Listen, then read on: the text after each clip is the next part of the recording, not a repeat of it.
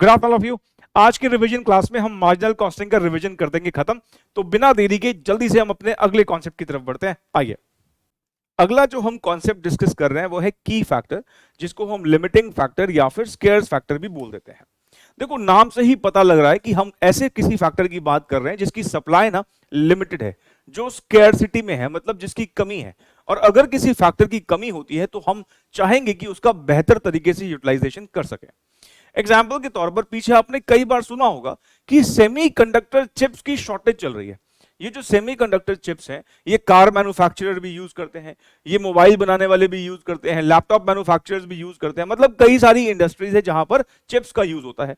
अब जो ये सेमीकंडक्टर चिप्स हैं, अगर मान लो शॉर्ट आ रही है हमारे यहां पर, तो हमारी प्रोडक्शन अफेक्ट होगी, और अगर प्रोडक्शन अफेक्ट होगी तो बाहर कस्टमर भी वेट करेगा। तभी आपने पीछे देखा होगा कि कई सारे कार मैन्युफैक्चरर जिनकी बड़ी पॉपुलर गाड़ियां हैं, उनका वेटिंग पीरियड बहुत बढ़ गया। मतलब अगर आप कार बुक कराने के लिए जा रहे हैं तो वो कह रहे हैं भाई ये वाली कार तो हम आपको 8 महीने बाद, 9 महीने बाद, 6 महीने बाद दे पाएंगे। मतलब ये कि कस्टमर को वेट करना पड़ रहा है। और ऑफ कोर्स जब हमारे पास वो चिप्स लिमिटेड आएंगी, मतलब रॉ मटेरियल जो है वो लिमिटेड आएगा, तो हम वही गाड़ियां पहले बनाना पसंद करेंगे जिनसे हमें लगता है हमें ज्यादा फायदा होगा। ठीक ऐसे ही हमारे यहाँ जब वर्कर फैक्ट्री में आते हैं प्रोडक्शन करने के लिए, तो उनका भी टाइम ना लिमिटेड है। वो 8 घंटे 9 घंटे, इससे ज्यादा काम ऑफ कोर्स नहीं करेंगे। हम ये तो नहीं बोल सकते कि 15-20 घंटे काम करवाएंगे आपसे। मतलब ये कि लेबर आर लिमिटेड है। अब क्योंकि लेबर आर लिमिटेड है, हम चाहेंगे कि हम अपने लेबर को, हम पर्टिकुलर वर्कर को उसी प्रोडक्ट को बनाने के लिए यूज करें जहां से हमें ज्यादा प्रॉफिट मिल सकता है। ठीक ऐसे ही हम जो बनाते हैं, मान लो हम कोई ऐसा प्रोडक्ट बना रहे हैं जिसकी मार्केट लिमिटेड है। ऐसा तो है नहीं कि जितना मर्जी बना लो सब बिक जाएगा। फॉर एग्जांपल, ऐसे कार मैन्युफैक्चरर जिनकी गाड़ियां 2 करोड़ 3 करोड़, या फिर अगर मैं रॉयल्स रॉयस की बात करूं तो 6-6 7-7 10-10 12-12 करोड़, तो अगर ऐसी गाड़ियां बना रहे हैं तो उसके लिए सप्लायर कस्टमर जो है लिमिटेड है। ऐसा तो है नहीं कि वो 5 लाख की ऑल्टो की तरह या वेगनार की तरह बिकती चली जाएगी। नहीं, वहां का जो है वो एक हाई नेटवर्थ इंडिविजुअल्स लिमिटेड है। तो हमारी कई बार सेल्स भी लिमिटेड होती है, कई बार हमारी प्लांट की कैपेसिटी लिमिटेड होती है कि जहां से हम फैक्ट्री जहां हमने लगा रखी है। अब ऐसा तो है नहीं कि फैक्ट्री से जितनी मर्जी है तुम प्रोडक्शन कर लो, उसकी भी एक लिमिटेशन है। मान लो हमने जो प्लांट लगाया है, और सपोज हम रॉयल एनफील्ड है, मतलब हम आइशर मोटर जो है ना, जो बाइक बनाती है, रॉयल बुलेट बाइक बनाती है, मान लो हम वो है, तो हमारे यहां पर मान लो पूरे साल भर में 2 लाख बाइक्स ही बन के निकल सकती हैं एक पर्टिकुलर फैक्ट्री से। अगर मुझे उससे ज्यादा बनानी है तो मुझे एक और प्लांट लगाना पड़ेगा। मान लो हमारा एक ही प्लांट है, तो हम फिर वहां पर भी वो बाइक्स बनाना या उस बाइक का प्रोडक्शन करना पसंद करेंगे जहां से हमें लगता है कि ज्यादा प्रॉफिट मिलेगा। मतलब कहने का सीधा सीधा ये है, अगर हमारा कोई फैक्टर लिमिटेड सप्लाई में है तो हम उस लिमिटेड फैक्टर को अच्छे से यूटिलाइज करने की कोशिश करेंगे। और वो लिमिटेड फैक्टर कुछ भी हो सकता है। वो लिमिटेड फैक्टर रॉ मटेरियल भी हो सकता है, वो लिमिटेड फैक्टर लेबर आवर्स भी हो सकता है, वो लिमिटेड फैक्टर ये भी हो सकता है कि भाई हम जो प्रोडक्ट बना रहे हैं उसके जो कस्टमर है वो लिमिटेड है, हाई एंड कस्टमर्स हैं, लिमिटेड कस्टमर्स हैं, प्लांट की कैपेसिटी भी हो सकता है, कुछ भी हो सकता है। जैसा क्वेश्चन कहेगा उस तरीके से हमें जो है उस क्वेश्चन में एक्ट करना पड़ेगा। और मैं अब नंबर्स की मदद से आपको समझाऊंगा तो बात आपको और बेहतर तरीके से समझ में आएगी। तो चलिए आइए इस की फैक्टर को एक एग्जांपल की मदद से समझने की कोशिश करते हैं।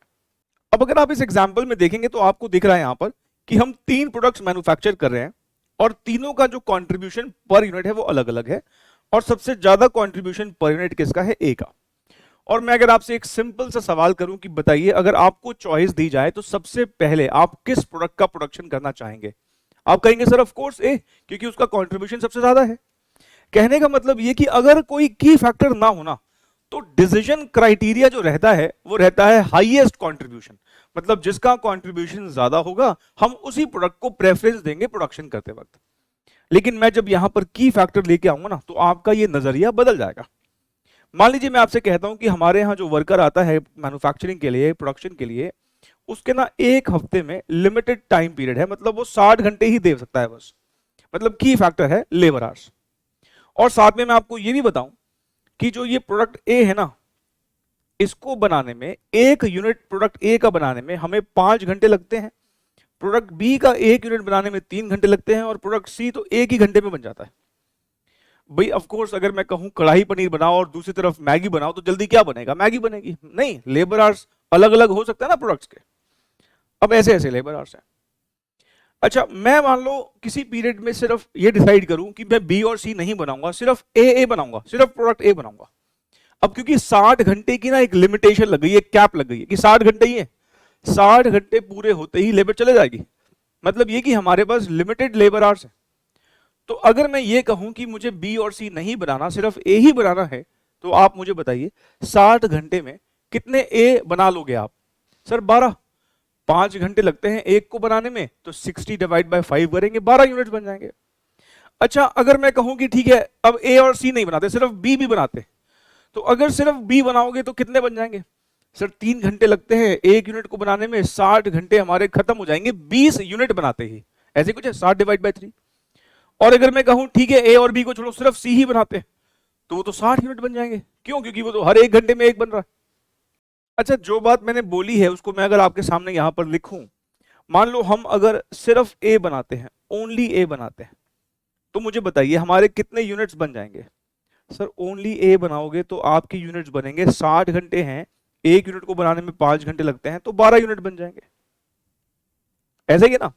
अच्छा, हमें बताइए इन 12 यूनिट से कितना कंट्रीब्यूशन मिल जाएगा?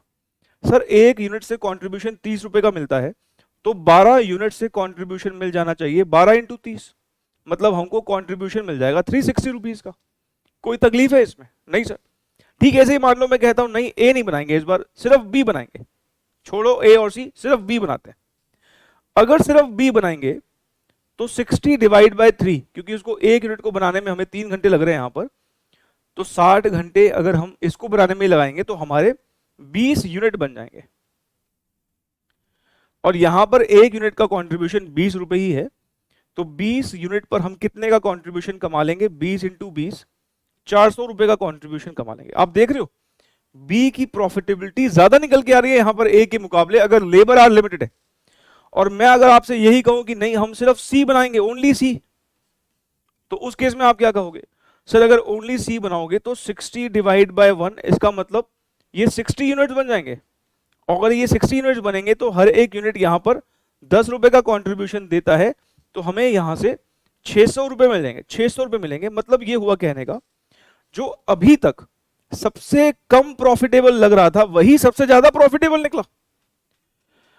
अगर मैं ओनली ए, ओनली बी और ओनली सी पर फोकस करूं, मतलब मैं अगर ए कहूं कि सिर्फ ए बनाए और बी सी ना बनाए, तो 360 रुपए मिलते हैं। अगर हम कहें सिर्फ बी ही बनाएंगे, ए और सी ना बनाए, तो 400 रुपए मिलते हैं। और हम कहेंगे छोड़ो ए और बी को, सिर्फ सी ही बनाते तो 600 रुपए मिल रहे हैं। तो ज्यादा प्रॉफिटेबल तो कौन सा हुआ? सिर्फ सी को बनाना। अच्छा, ऐसा क्यों हो पा रहा है? क्योंकि सी एक ऐसा प्रोडक्ट है जो जो की फैक्टर है ना, उसको सबसे कम यूज कर रहा है। आप चेक करें, यहां पर सिर्फ 1 घंटा लग रहा है हमें, बहुत जल्दी बन रहा है। मतलब जो लेबर आर है, जो की फैक्टर है, उसका इफेक्टिव यूटिलाइजेशन जो है वो सी कर रहा है।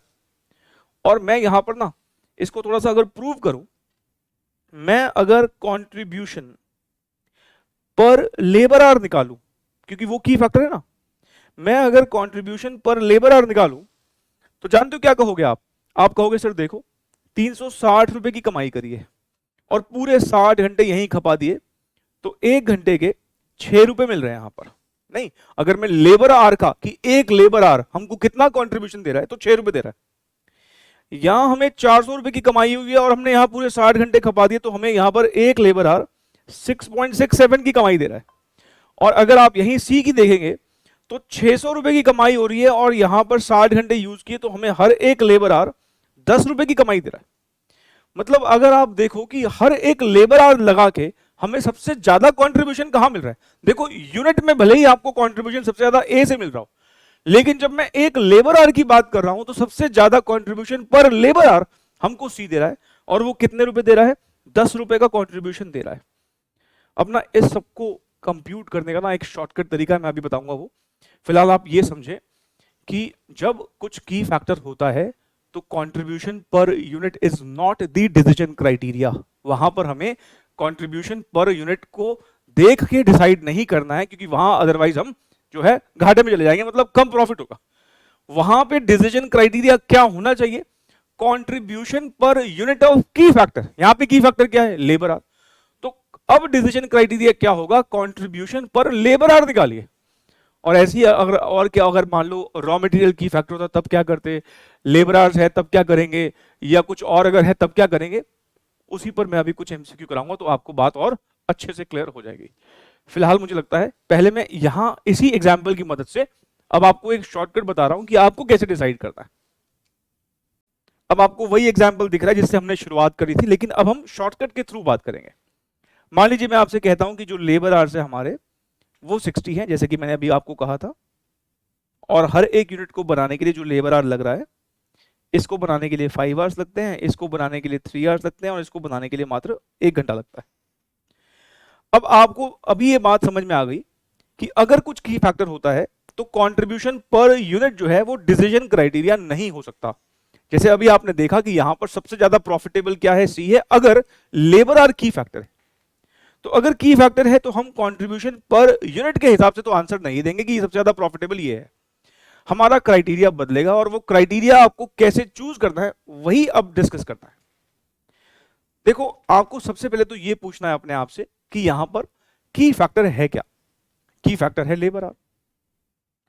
तो हम क्या करेंगे, अब जो की फैक्टर है ना उसके एक यूनिट का कंट्रीब्यूशन निकालेंगे। यहां पे की फैक्टर है लेबर आवर, तो हर एक लेबर आवर हमको क्या कंट्रीब्यूशन कमा के दे रहा है वो निकाल लीजिए, और वो आपको आंसर दे देगा। जैसे हम जानते हैं कि ये जो 30 रुपए का कंट्रीब्यूशन है ये 5 घंटे खर्च करने के बाद आता है।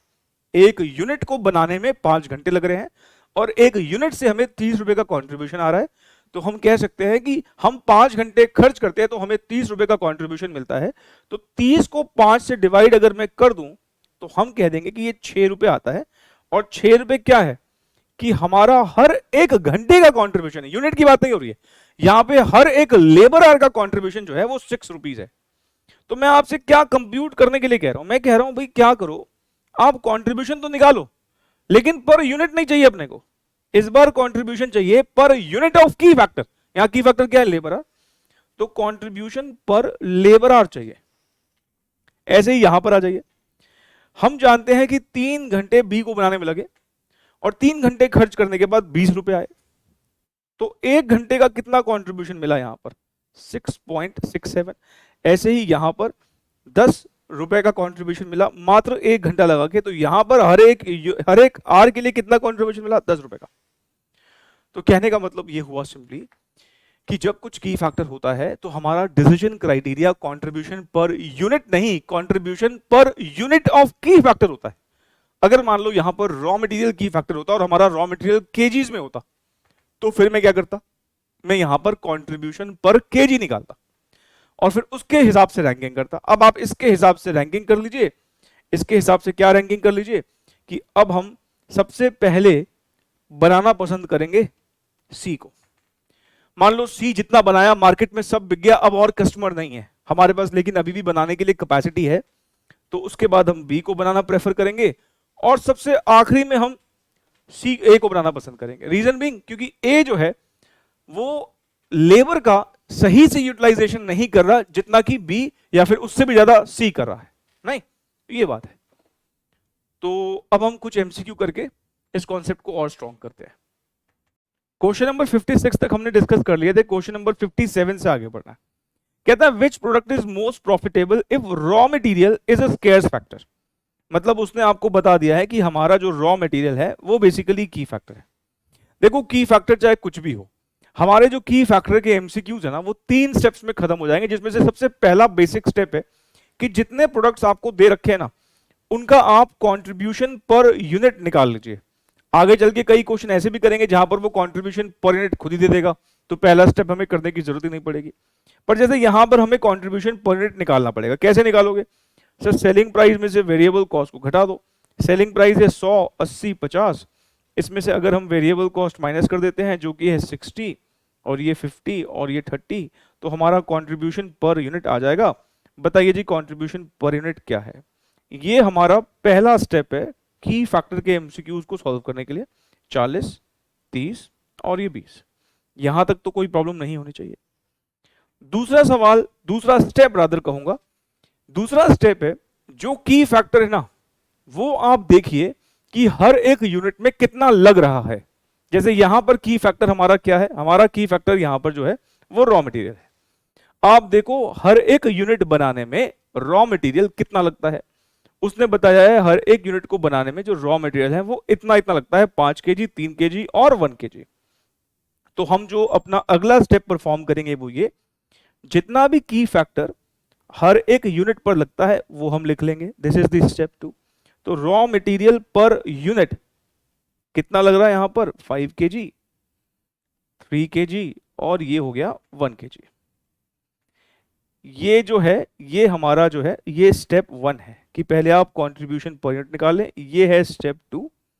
और जो फाइनल स्टेप है स्टेप नंबर 3, वो क्या है, आपको हर एक यूनिट ऑफ की फैक्टर के लिए, यहां की फैक्टर क्या है KG, raw material in KGs, तो हर एक केजी का कंट्रीब्यूशन निकालना है। ध्यान रखें अगर की फैक्टर नहीं होता तो हमारे लिए कंट्रीब्यूशन पर यूनिट ही जो है वो डिसीजन मेकिंग फैक्टर हो जाता है, इसी के बेसिस पे डिसाइड कर लेते। पर की फैक्टर है तो हम कंट्रीब्यूशन पर यूनिट के बेसिस पे डिसाइड नहीं करेंगे, हमें कंट्रीब्यूशन तो चाहिए लेकिन पर यूनिट ऑफ की फैक्टर। तो यहां पहले सवाल दिमाग में क्या आएगा, व्हाट इज की factor, raw material in KGs. तो जो की फैक्टर है उसके एक यूनिट का कंट्रीब्यूशन चाहिए, मतलब यहां पर केजीज में है तो उसके एक केजी का कंट्रीब्यूशन चाहिए। तो हम यहां पर बेसिकली क्या करने वाले हैं, हम यहां पर लिखेंगे कंट्रीब्यूशन पर केजी ऑफ रॉ मटेरियल। अब क्या मतलब है, 5 किलो जब हम यूज करते हैं तो हमें 40 रुपए का कंट्रीब्यूशन मिलता है। भाई एक्स को बनाने में 5 किलो रॉ मटेरियल खर्च जाता है और 5 किलो जब लग जाता है रॉ मटेरियल तो 40 रुपए का कंट्रीब्यूशन मिलता है। इसका मतलब यह हुआ कि हर एक यूनिट ऑफ रॉ मटेरियल के लिए, मतलब 1 केजी के लिए 40 रुपए 5 केजी का है, तो 1 केजी के लिए कितना होगा, 8 रुपए का हमारा कंट्रीब्यूशन होगा। ऐसे ही ये 30 रुपए 3 किलो का है तो 1 किलो के लिए कितना होगा, 10 रुपए होगा। ये 20 रुपए 1 ही केजी का है तो 1 केजी का हमारे पास सीधे सीधे आ जाएगा 20 रुपए आ जाएगा। अब इसके बेसिस पर आपको डिसाइड करना है, क्योंकि यहां पर अगर हम देखें Z जो है वो केजी का या कहें रॉ मटेरियल का सबसे बेस्ट यूटिलाइजेशन कर रहा है, तो हमारी जो रैंकिंग हो जाएगी वो किसके बेसिस पे हो जाएगी, इसके बेसिस पर। 20 रैंक 1, रैंक 2 और रैंक 3। और इसने हमसे पूछा क्या है, इसने यही पूछा है कि बताओ कौन सा मोस्ट प्रॉफिटेबल है, तो we will answer product Z is most profitable. ठीक है। क्वेश्चन नंबर 58 कहता बताइए अब हमारे लिए कौन सा प्रोडक्ट मोस्ट प्रॉफिटेबल होगा अगर मशीन आवर्स लिमिटेड हो। इस बार की फैक्टर क्या है, इस बार की फैक्टर ये मशीन आवर्स है। तो मैंने कहा पहला स्टेप तो क्या करेंगे आप, पहला स्टेप जो है वो कंट्रीब्यूशन पर यूनिट निकालेंगे।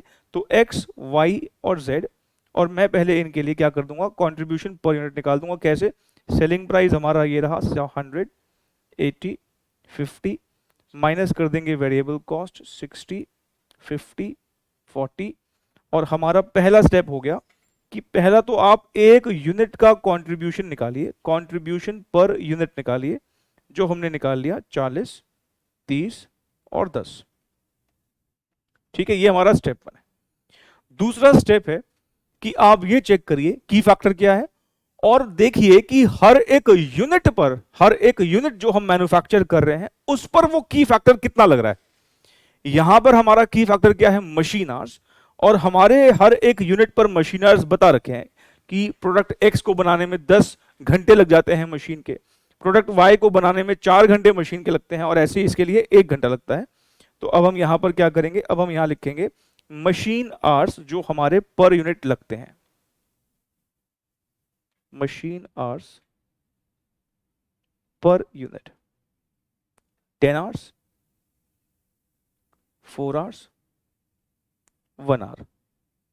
तो आप समझे कि ये हमारा है स्टेप 1 कि कंट्रीब्यूशन पर यूनिट निकालो। स्टेप 2 क्या है कि जो भी की फैक्टर है देखो हर एक यूनिट पर वो कितना लग रहा है।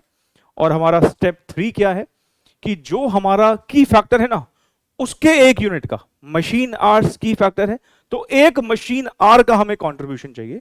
तो हम यहां पर अब क्या करेंगे, अगला स्टेप जो है कंट्रीब्यूशन तो हमें अभी भी चाहिए लेकिन पर मशीन आर, की फैक्टर इज मशीन आर, तो हर एक की फैक्टर के यूनिट के लिए तो हर एक मशीन आर का हमें कंट्रीब्यूशन चाहिए।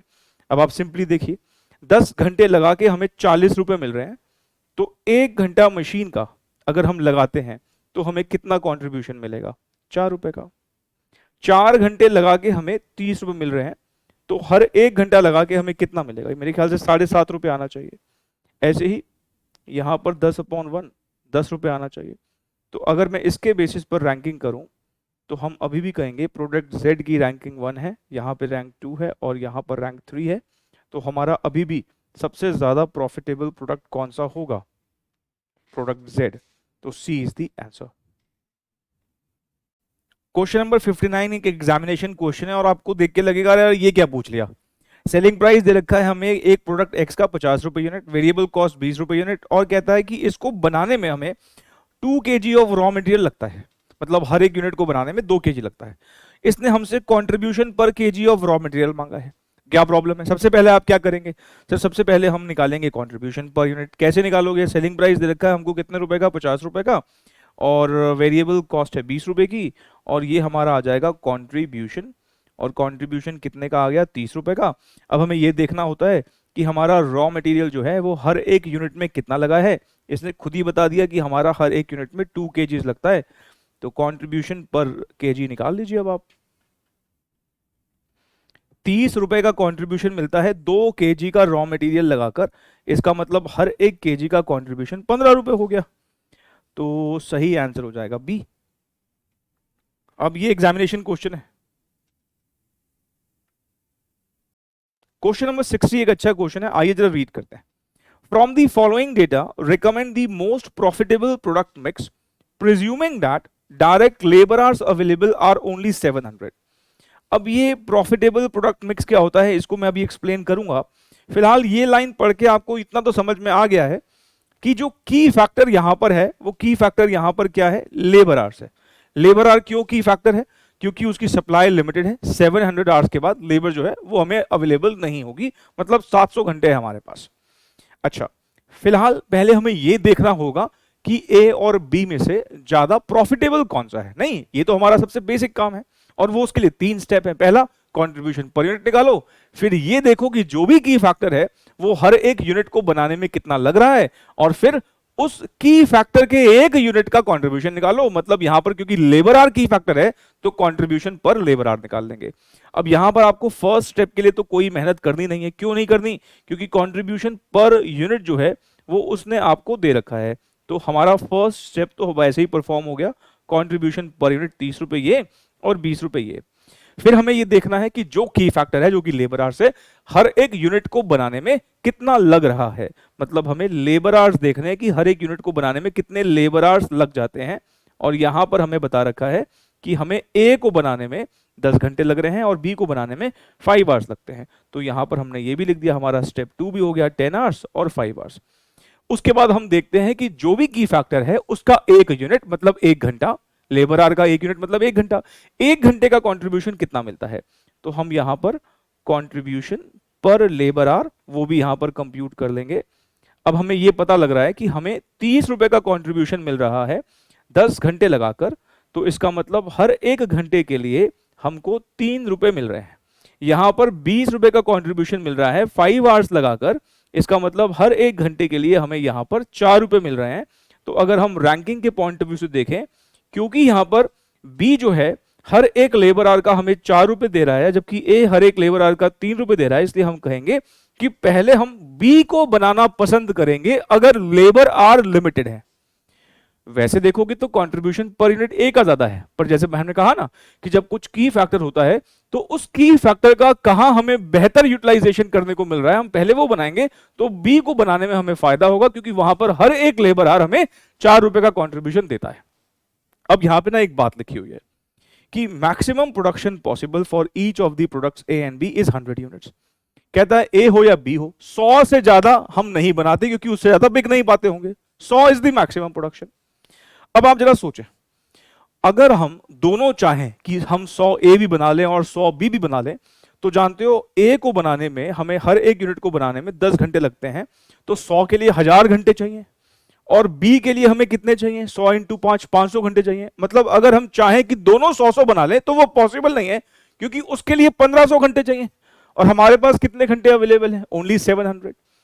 तो अगर हम पहले प्रेफरेंस देना चाहें तो ए और बी में पहली प्रेफरेंस किसको रहेगी, बी को रहेगी। अब अगर हम जैसे ही कहते हैं बी बनाएंगे, तो हर एक यूनिट को बनाने के लिए क्योंकि 5 घंटे लग रहे हैं तो 100 यूनिट बनाएंगे क्योंकि वो मैक्सिमम प्रोडक्शन पॉसिबल है, तो 500 घंटे तो हमारे वहीं खर्च हो जाएंगे। हमारे पास टोटल है कितने, 700। मतलब बी का मैक्सिमम प्रोडक्शन करने के बाद भी हमारे पास 200 आवर्स बचेंगे, और वो 200 आवर्स हम किसके लिए यूज कर लें, ए के लिए। जितने बन सकते हैं 200 आवर्स में बना लो, नहीं तो आइए जरा इसके लिए अब हमें क्या करना होगा।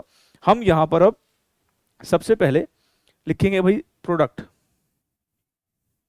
कौन सा प्रोडक्ट पहले बनाए, पहले बी बनाएंगे। बी के मैक्सिमम कितने यूनिट्स बन सकते हैं, 100 बन सकते हैं, और ये 100 यूनिट्स बनाने के लिए हमारे कितने लेबर आवर खर्च हो जाएंगे। सर एक यूनिट को बनाने के लिए हमारे 5 घंटे लगते हैं, 5 आवर्स लग जाते हैं। इसका मतलब 100 यूनिट अगर हम बनाएंगे तो हमारे 500 घंटे खर्च हो जाएंगे, 500 घंटे खर्च हो जाएंगे। अब एक बात ध्यान रहे, हमारे पास लिमिटेड है 700 आवर्स, ये गिवन है, ये हमारे पास लिमिटेड है। इसका मतलब ये हुआ कि अब हम जो रिमेनिंग 200 आवर्स है, रिमेनिंग 200 आवर्स जो बचे हैं, ये हमारे लिए बैलेंसिंग फिगर है, ये हम खर्च करेंगे ए को बनाने में। अच्छा अब मुझे बताइए ए जो है एक यूनिट बनने में कितना वक्त लेता है। सर ए बनने में 10 घंटे लेता है। रिवर्स कैलकुलेशन होगी तो आप मुझे बताइए जो 200 घंटे हैं उसमें कितने ए बना पाओगे, मात्र 20 यूनिट। भाई 10 घंटे लग रहे हैं ना एक यूनिट को बनाने में, और 200 घंटे ही बचे हैं, तो इसमें कितने यूनिट बना पाओगे आप, मात्र 20 यूनिट बना पाओगे। ये 20 यूनिट हम कैसे निकाल पा रहे हैं, 200 घंटे हमारे पास हैं और एक यूनिट को बनाने में 10 घंटे लगता है, तो 20 यूनिट ही बन पाएंगे। तो आप मुझे बताइए अगर ये कैलकुलेशन हो जाती है तो हमारे 700 घंटे अब यूज हो गए। और इस प्रोसेस में मैं आपसे पूछूं, बताइए what is the product mix, आपने क्या प्रोडक्ट मिक्स रखा है। सर हमने बी बनाए हैं 100 यूनिट्स और ए बनाए हैं 20 units. This is the product mix, कि जो हमारे 700 घंटे हैं उस 700 घंटे को हमने इस तरीके से यूज किया है कि बी का तो मैक्सिमम प्रोडक्शन हो गया, उसका मैक्सिमम प्रोडक्शन क्यों किया, बिकॉज वो मोस्ट प्रॉफिटेबल था, और रिमेनिंग लेबर आवर्स से हमने क्या कर लिया, ए बना लिया। और ए कितने बन पाए रिमेनिंग लेबर आवर्स में, मात्र 20 यूनिट। तो हमारा जो आंसर हो जाएगा वो क्या हो जाएगा, देखिए जरा। हमने जो है प्रोडक्ट ए 20 बनाया है और प्रोडक्ट बी 100 बनाया है, तो हम कहेंगे बी इज द आंसर। ठीक है ना।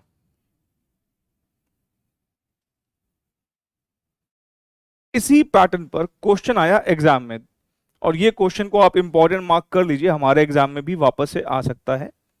इसने हमें फिर से कंट्रीब्यूशन पर यूनिट दिया हुआ है, प्रोडक्ट ए का प्रोडक्ट बी का। डायरेक्ट लेबर आवर्स बता दिए हैं कि 5 घंटे इसको बनाने में लगते हैं, 4 घंटे इसको बनाने में लगते हैं, और मैक्सिमम पॉसिबल प्रोडक्शन बता दिया। जो पीछे क्वेश्चन किया उसमें 100 यूनिट था, यहां पर कितने कितने बन सकते हैं, 10,000। और हमारे लेबर आवर्स ही यहां पर भी की फैक्टर है, क्योंकि उसने बता दिया कि 72,000 आवर्स ही हैं हमारे पास, मतलब 72,000 घंटे होते ही हमारे लेबर आवर खत्म हो जाएंगे। What should be the number of units of A and B to be produced to maximize profit of the company? इसने most profitable product mix ना बोल के ऐसे बोल दिया, क्या दिक्कत है, लेकिन काम तो वही करना है। नहीं तो सबसे पहले आप क्या करेंगे, पहले ये देखेंगे कि A प्रॉफिटेबल है कि B प्रॉफिटेबल है, पहले तो हमें इस पर फोकस करना है, और इसके लिए वही 3 स्टेप फॉलो करेंगे। पहले हम A और B का कंट्रीब्यूशन पर यूनिट देख लेंगे, जो हमें निकालने की जरूरत नहीं है, निकला पड़ा है, मतलब दे ही रखा है उसने, 30, 28। फिर हम देखेंगे कि कितने लेबर आवर्स पर यूनिट चाहिए होते हैं, 5, 4।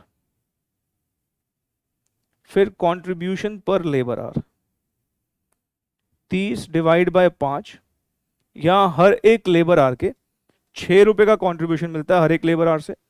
28 डिवाइड बाय 4, यहां पे हर एक लेबर आवर से 7 रुपए का कंट्रीब्यूशन मिलता है। मतलब अगर रैंकिंग की जाए तो पहले बी बनाना पसंद करेंगे, उसके बाद ए बनाना पसंद करेंगे। फिर हम यहां लिखेंगे प्रोडक्ट। अब ये कैलकुलेशन एक बार प्लीज देख लीजिए वापस से, ठीक है ना। हम पहले कौन सा प्रोडक्ट बना रहे हैं, बी। बी के जो मैक्सिमम प्रोडक्शन की जा सकती है वो कितनी की जा सकती है, 10,000। ठीक है, दोनों की सेम ही बताइए उसमें। अच्छा, लेबर आवर्स पर यूनिट कितने लग रहे हैं, 4। तो टोटल लेबर आवर्स यहां पर कितने लग जाएंगे, 40,000 लेबर आवर्स हमारे बी को बनाने में लग जाएंगे। 40,000 लेबर आवर्स हमारे बी को बनाने में लग जाएंगे। हमारे पास टोटल लेबर आवर्स कितने हैं सर? हमारे पास टोटल लेबर आवर्स 72,000 है, दिस इज गिवन। इसका मतलब ये कि बचे हुए 32,000 लेबर आवर्स जो हैं, बचे हुए 32,000 लेबर आवर्स जो हैं, ये हम यूज करेंगे ए को बनाने में। बचे हुए 32,000 लेबर आवर्स हम यूज करेंगे ए को बनाने में। अब आप जरा ये देखें कि ए जो है वो कितने लेबर आवर्स कंज्यूम करता है। ए जो है वो 5 लेबर आवर कंज्यूम करता है, इसका मतलब यहां पर हम कहेंगे 5।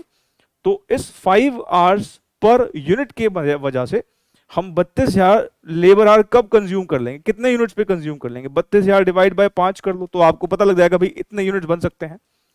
भाई एक यूनिट 5 घंटे लगा के बनता है, तो हमारे 32,000 घंटों में कितने यूनिट्स बन सकते हैं? 6400 यूनिट्स बन सकते हैं, जबकि ए का मैक्सिमम प्रोडक्शन भी 10,000 हो सकता है, पर 10,000 के लिए हमारे पास इतने आवर्स है ही नहीं, हमारे पास आवर्स ही सिर्फ 32,000 है।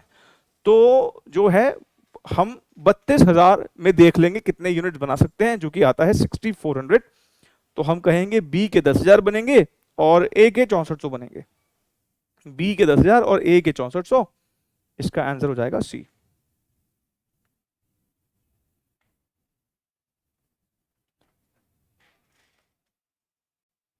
क्वेश्चन नंबर 62 कहता है which product is most profitable if limited number of units can be sold in the market. इस बार आप देख रहे हैं हमारा की फैक्टर खुद यूनिट्स ही है। भाई मान लो मैं अगर प्राइवेट जेट बनाता हूं तो प्राइवेट जेट हर कोई थोड़ी खरीद पाएगा, वो तो अदानी अंबानी खरीद पाएंगे, मतलब उसका लिमिटेड कस्टमर बेस है। तो अगर मैं लिमिटेड नंबर ऑफ यूनिट्स ही बेच पाऊंगा तो मेरे लिए की फैक्टर क्या है? खुद यूनिट्स ही। तो मैं कौन सा यूनिट पहले बेचूं जिसका कंट्रीब्यूशन सबसे ज्यादा है? इसका मतलब इस बार डिसीजन क्राइटेरिया कंट्रीब्यूशन पर यूनिट ही होगा जो हम फर्स्ट स्टेप में निकालते हैं, क्योंकि यूनिट खुद ही यहां पर की फैक्टर है। तो अब आप यहां पर क्या करने वाले हैं? आप सिंपली पहले एक्स, वाई और जेड का कंट्रीब्यूशन पर यूनिट निकाल दीजिए। और वो कैसे निकलेगा? सेलिंग प्राइस है 100 रुपीज, इसका 80 रुपीज, इसका 50 रुपीज, माइनस वेरिएबल कॉस्ट 60, 50 और 40, और इसका मैं अगर डिफरेंस निकाल देता हूं तो हमारा आ जाएगा कंट्रीब्यूशन, ये हो जाएगा 40, ये हो जाएगा 30 और ये हो जाएगा 10। यहां पे कोई तकलीफ आपको? नहीं सर। अब आप देख लीजिए किसका कंट्रीब्यूशन पर यूनिट सबसे ज्यादा है? एक्स का। तो रैंकिंग करेंगे तो इस बार एक्स ही हमारा जो है सबसे ऊपर आएगा रैंकिंग में। तो A is the answer, product x.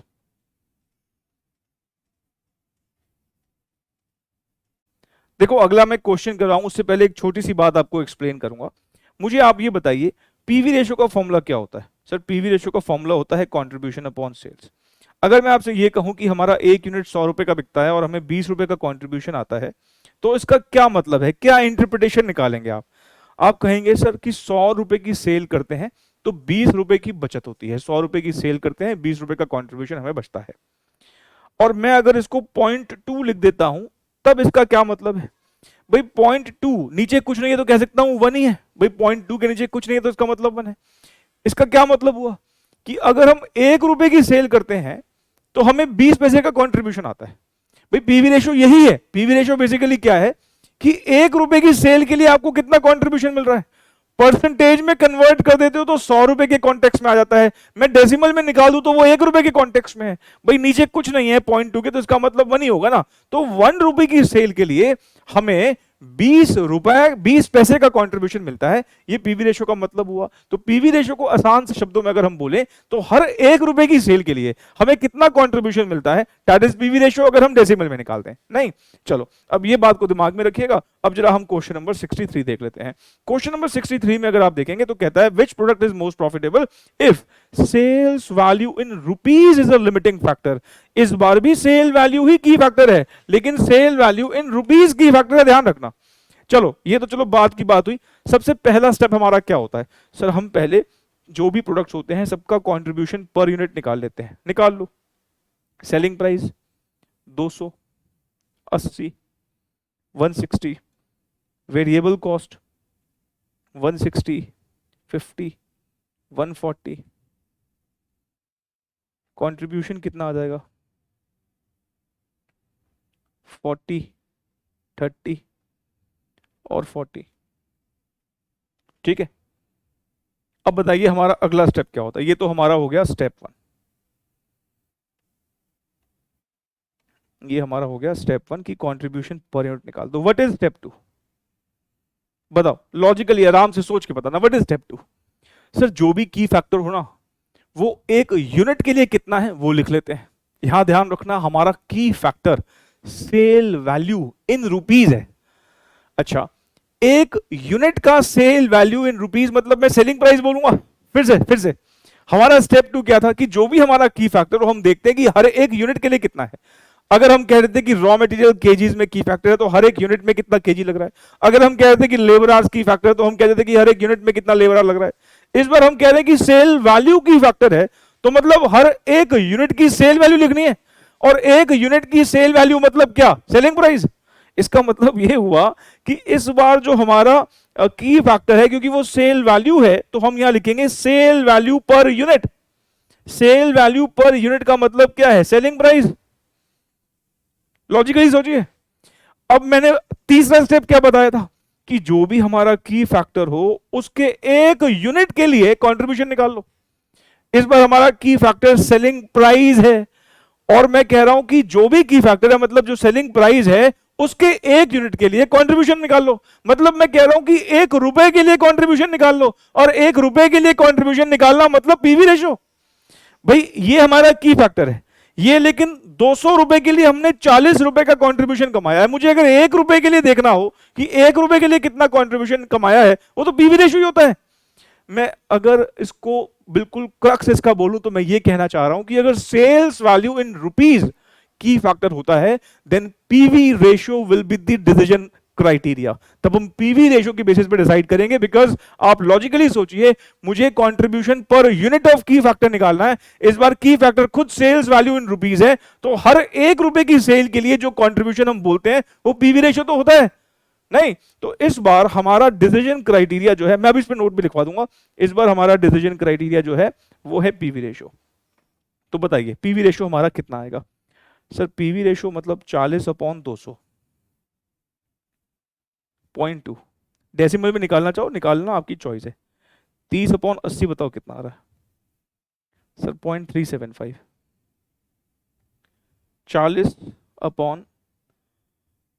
40 नहीं सर, ये 20 आएगा। अच्छा सॉरी भाई, 20 है ये 20 है। 20/160 कितना हो जाएगा ये? 0.125। ठीक है, अब आप रैंकिंग कर दो। थोड़ी थोड़ी भी दिक्कत हो ना, आप परसेंटेज में भी कन्वर्ट कर सकते हो। ये 20% हो गया, ये 37.5% हो गया, ये 12.5% हो गया।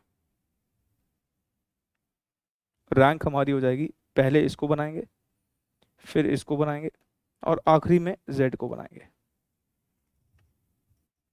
तो इसने हमसे पूछा क्या है?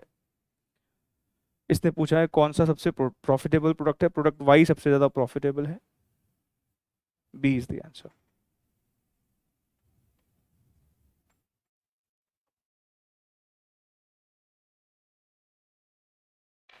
इस बात को अगर आपको नोट भी करना हो तो नोट भी कर सकते हैं।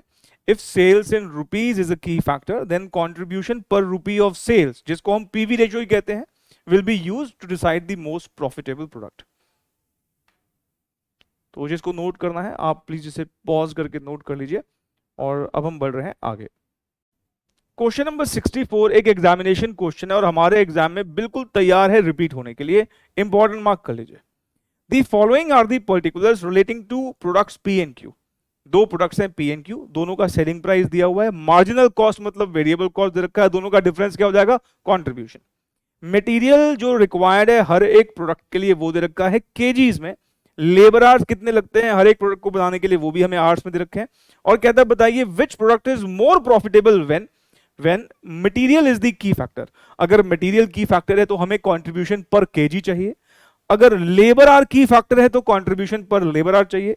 सी में कहता है सेल्स इन यूनिट्स की फैक्टर है तो कंट्रीब्यूशन पर यूनिट खुद ही डिसीजन मेकिंग क्राइटेरिया हो जाएगा, तो हमें कंट्रीब्यूशन पर यूनिट के बेसिस पे रैंकिंग करनी होगी। और अगर sales in rupees key factor होगा तो कंट्रीब्यूशन पर रुपी ऑफ सेल चाहिए होता है, और इसी पर हमने बात की थी। फिर उस केस में पीवी रेशियो जो है वही हम यूज करेंगे, because PV ratio he contribution पर रुपी ऑफ सेल होता है। कहने का मतलब यह है कि अभी तक हमने जो डिस्कशन किया है वो ऑलमोस्ट एक ही क्वेश्चन में सब आ गया है, और ये एग्जामिनेशन एमसीक्यू है इसलिए रिलेवेंट है।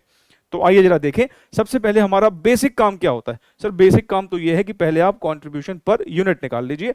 आइए जरा पहले वही काम करते हैं। प्रोडक्ट पी प्रोडक्ट क्यू, पहले कंट्रीब्यूशन पर यूनिट निकाल लेते हैं। सेलिंग प्राइस में से वेरिएबल कॉस्ट को घटा लेते हैं। कितना कितना है भाई सेलिंग प्राइस? सेलिंग प्राइस है 100 120, ये 100 ये 120 और ये 60 60 है दोनों का।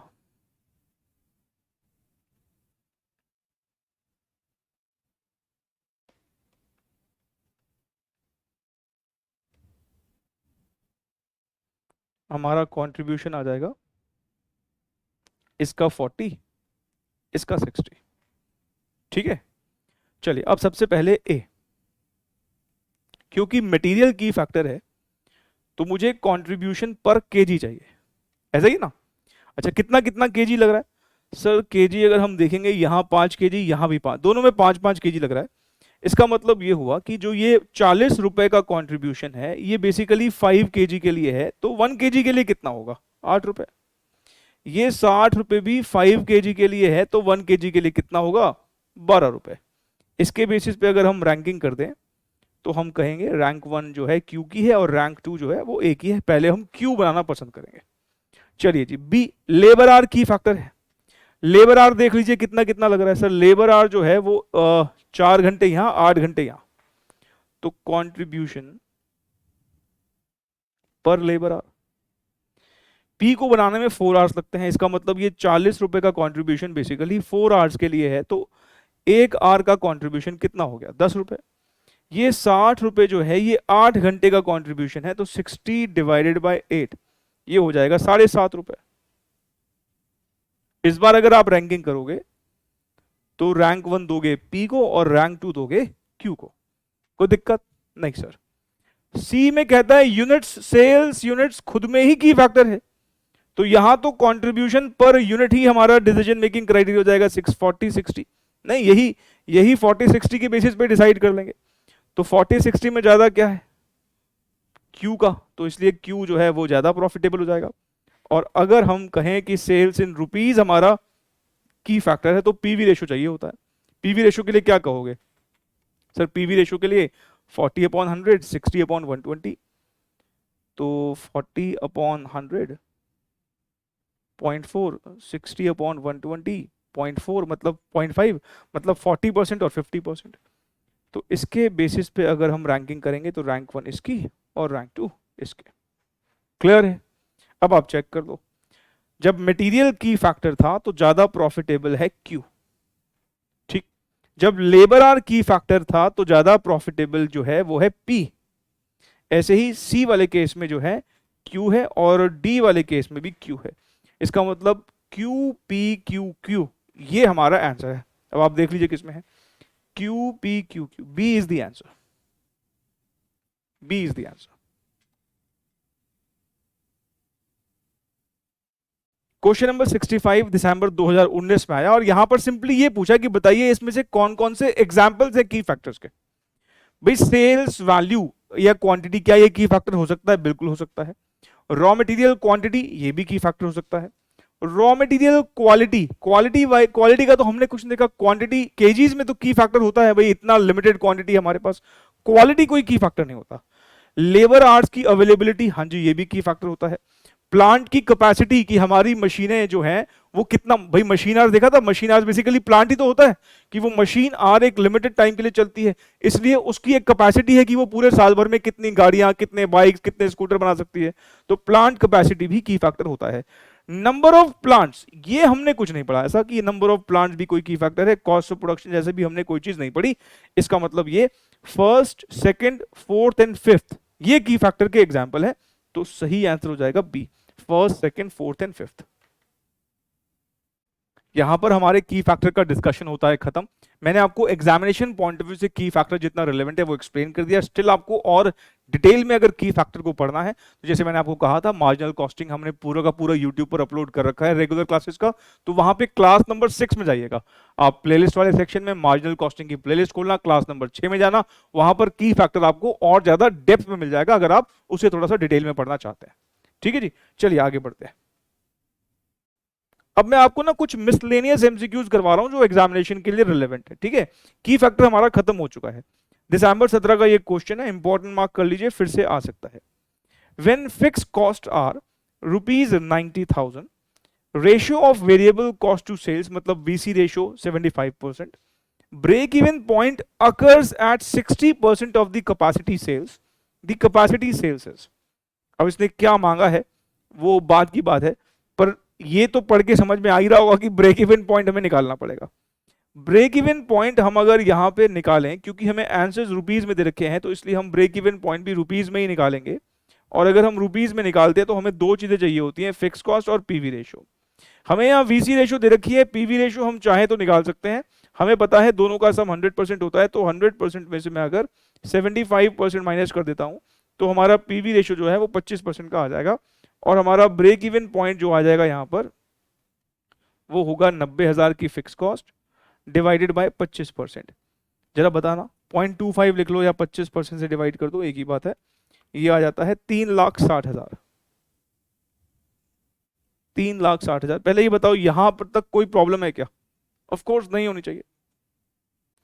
अब इसमें कैपेसिटी वर्ड का क्या मतलब है, पहले मैं उसे आसान से शब्दों में एक्सप्लेन कर देता हूं। देखो, मैं अगर अपने फेस टू फेस क्लासेस का एग्जांपल दूं, 2018 तक ना हम सिर्फ फेस टू फेस ही पढ़ा रहे थे, और जो हमारे क्लासरूम की स्ट्रेंथ होती थी वो लगभग 300 बच्चे होती थी। और जो हमारा बैच होता था, जो हमारा मेन बैच होता था, वो जनरली फुल हो जाता था, मतलब 300 स्टूडेंट्स की स्ट्रेंथ होती थी और 300 बच्चे उसमें आ जाया करते थे। मतलब ये कि हम अपना 100% कैपेसिटी जो है वो यूटिलाइज कर रहे थे। फिर वो जैसे ही बैच फुल होता था तो हम एक और बैच अनाउंस करते थे, और जब दूसरा बैच अनाउंस करते थे, क्योंकि वो अलग डेज पे होता था, तो वो 300 में से मान लो सपोज 150 बच्चे आए एग्जाम्पल उस वाले बैच में, तो इसका मतलब ये हुआ कि फर्स्ट बैच हमने 100% कैपेसिटी यूज करी और दूसरे बैच की 50% कैपेसिटी यूज करी।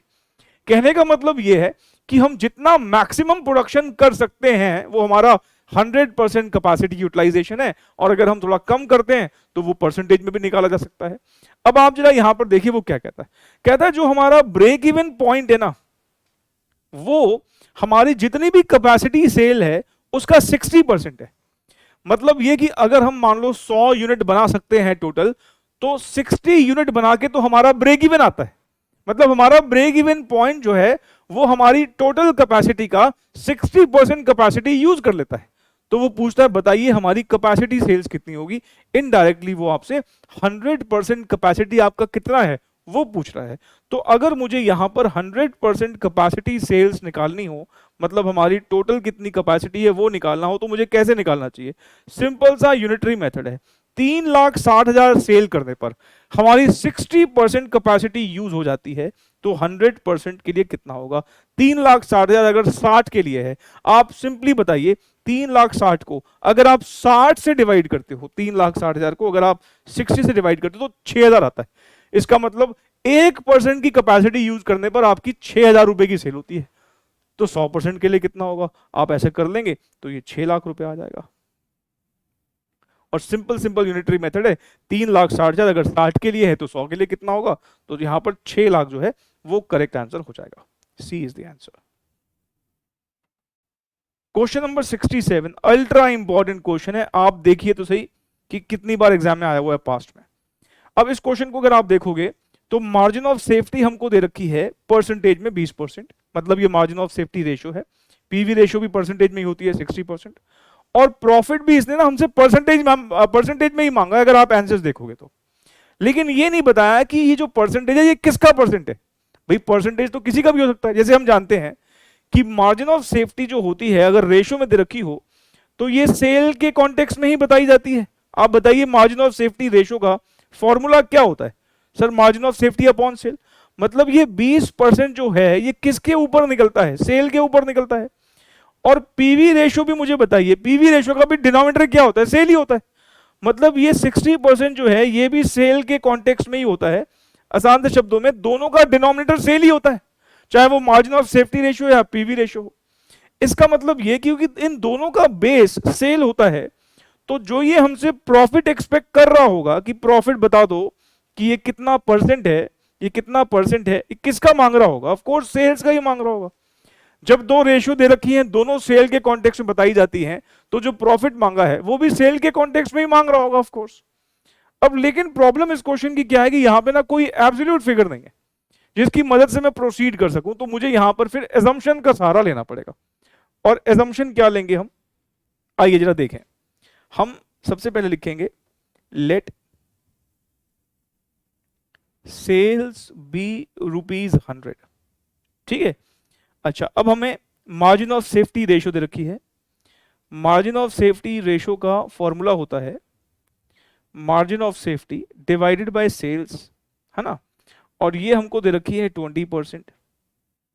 मार्जिन ऑफ सेफ्टी हमको नहीं पता, सेल हमने 100 रुपए एज्यूम कर रखी है, मतलब हम कह सकते हैं कि हमारी मार्जिन ऑफ सेफ्टी हम 20 रुपए निकाल सकते हैं यहां पर, ठीक है। एजम्पशंस एज्यूम्ड फिगर्स हैं, तो कोई भी एजम्पशन फिगर आप ले सकते हैं। आप 100 रुपए की जगह आपको 1 लाख पसंद है, आप 1 लाख ले लो, 10 रुपए पसंद है, आप 10 रुपए ले लो। ये बात मैं आपको पहले भी बता चुका हूं। चलिए, अब आपको मार्जिन ऑफ सेफ्टी का एक फॉर्मूला और पता है। क्या फॉर्मूला है भाई? प्रॉफिट अपॉन पीवी रेशो, है ना। ये मार्जिन ऑफ सेफ्टी हमको दे रखा है 20 रुपए है, प्रॉफिट हमको नहीं पता, पीवी रेशो हमें पता है। पीवी रेशो कितना परसेंट है? 60% है। तो आप इसकी मदद से प्रॉफिट निकाल सकते हो। 20 रुपए का 60% अगर कर दोगे तो ये आ जाएगा 12 रुपए। अब आप जरा देखिए, आपने सेल की फिगर एज्यूम कर रखी है 100 रुपए की, प्रॉफिट आप निकाल बैठे इस 100 रुपए की सेल को एज्यूम करके। अगर मुझे यही प्रॉफिट परसेंटेज में बताना हो तो मुझे क्या करना चाहिए? सर, प्रॉफिट आपको परसेंटेज में बताना है तो प्रॉफिट लो, सेल लो, 100 से डिवाइड कर दो। प्रॉफिट 12 रुपए है, सेल 100 रुपए लिया था, तो ये कितना हो गया? 12%, ठीक है ना। तो ये इस तरीके से हमारा सॉल्व हो जाएगा। 12% हो गया। सी इज द आंसर।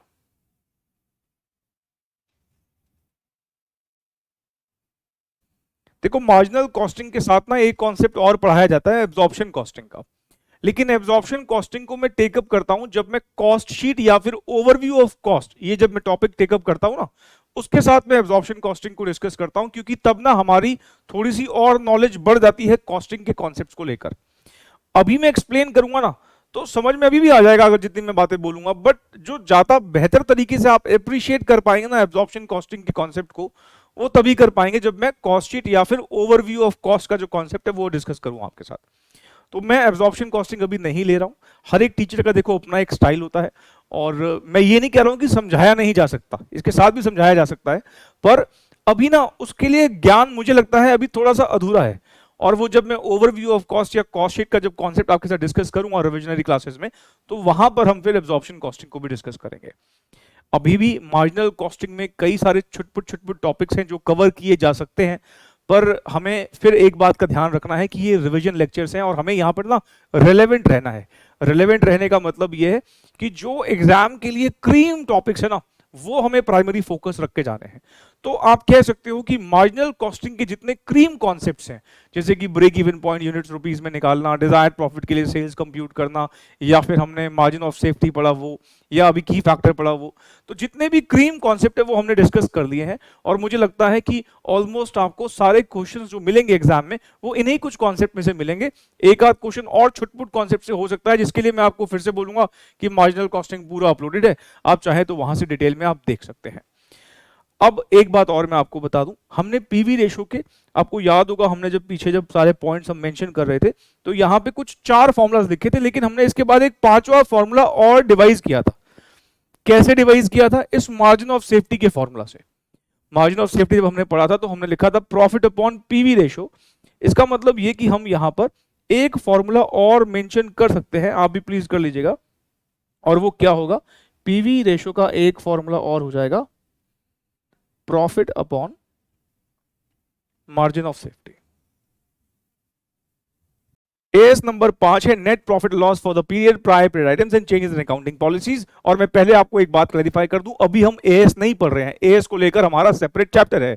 अभी हम क्या कर रहे हैं? अभी हम चाहते हैं कि हमें एएस का नाम नंबर याद रहे, क्योंकि इससे रिलेटेड एग्जाम में जब एमसीक्यू आता है बहुत ही सिंपल होता है, और ये बच्चे कई बार छोड़ देते हैं क्योंकि उनको नाम नंबर याद नहीं होते। इसलिए अभी हम हर क्लास के एंड में एक एएस का नाम लिख के जाते हैं और साथ में एक एब्रीविएशन लिख के जाते हैं, ठीक है ना। तो एएस नंबर 5 बता दीजिए किसका है? Net profit loss for the period prior period items changes in accounting policies. देख पा रहे हैं चेंजेस इन अकाउंटिंग पॉलिसीज का मतलब है कि अभी हम WDV मेथड लगाते हैं डिप्रिसिएशन का, SLM में शिफ्ट करना चाहते हैं, अभी हम वैल्यूएशन ऑफ इन्वेंटरी के लिए FIFO मेथड लगाते हैं लेकिन एवरेज कॉस्ट मेथड पे शिफ्ट करना चाहते हैं। तो अगर ऐसा करेंगे तो अकाउंटिंग ट्रीटमेंट क्या होगी? प्रायर पीरियड आइटम्स, पिछले साल हम कोई एंट्री रिकॉर्ड करना भूल गए, इस बार वो सामने आ गई तो उसको हमें क्या अकाउंटिंग ट्रीटमेंट देना है? और जो करंट ईयर का नेट प्रॉफिट लॉस है उस पर तो बात होगी होगी। तो ये 5 एएस हो गए। तो 5 एएस फटाफट से मुझे नाम याद लाइए। सबसे पहला AS number 1 disclosure of accounting policies, AS number 2 valuation of inventories, AS number 3 cash flow statement, AS number 4 contingencies and events occurring after balance sheet date, और एएस नंबर 5 है net profit loss for the period, prior period items and changes in accounting policies. आज की जो abbreviation है वो फिर से ASB पर है। सर आप तो एएसबी के पीछे हाथ धो के पड़ गए हैं। अरे क्या आपके लिए देखो कितना आसान कर दिया। एएसबी से रिलेटेड जितनी भी एब्रीविएशन है आपके स्टडी मैट में इधर उधर उधर फैली हुई है, आपके लिए सारी एक साथ कर दी मैंने, ठीक है ना? तो simply ASB accounting standard board, I लगा दे international accounting standard board, A लगा दे Australian accounting standard board, NZ लगा दे New Zealand accounting standard board, ASB के आगे जे लगा दे तो accounting standard board of Japan. ये याद रहेंगे क्योंकि सारे एएसबी से रिलेटेड है। मेरे ख्याल से कोई दिक्कत नहीं है, कोई भी अगर एब्रीविएशन आपके एग्जाम में 1 नंबर में आती है आप आराम से अटेम्प्ट कर पाएंगे। ठीक है जी। अच्छा, आज हमने मार्जिनल कॉस्टिंग का रिवीजन कर लिया। अब हम अगली क्लास में एक नए टॉपिक के साथ रिवीजन शुरू करेंगे। मिलते हैं अगली क्लास में। Thank you so very much, take care, bye.